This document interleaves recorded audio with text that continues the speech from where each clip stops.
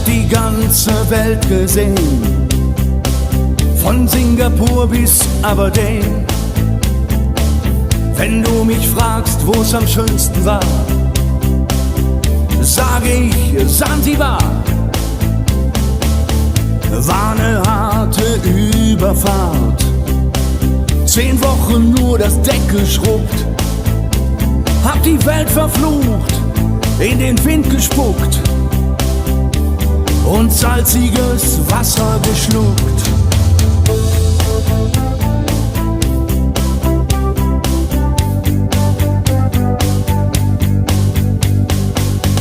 Als wir den Anker warfen, war es himmlische Ruhe und die Sonne stand senkrecht am Himmel.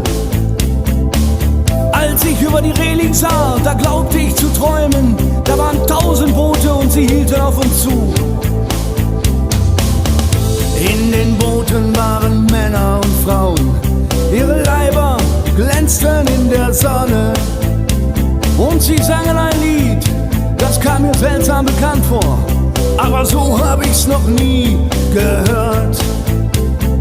So hab ich's noch nie gehört. Aloha, heya, hey, aloha, heya, hey, aloha, heya, hey. Aloha, heya, hey, aloha, heya, hey, aloha, heya, hey.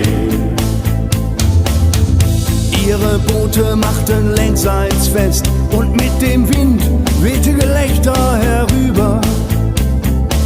Sie nahmen ihre Blumenkränze ab und warfen sie zu uns herüber. Und schon war die Party im Gange. Aloha, heya, hey, aloha, heya, hey, aloha, heya, hey.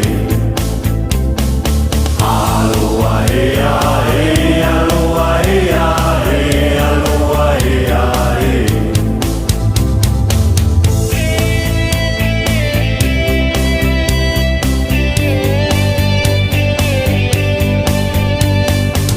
Ich hab das Paradies gesehen, es war um 1910.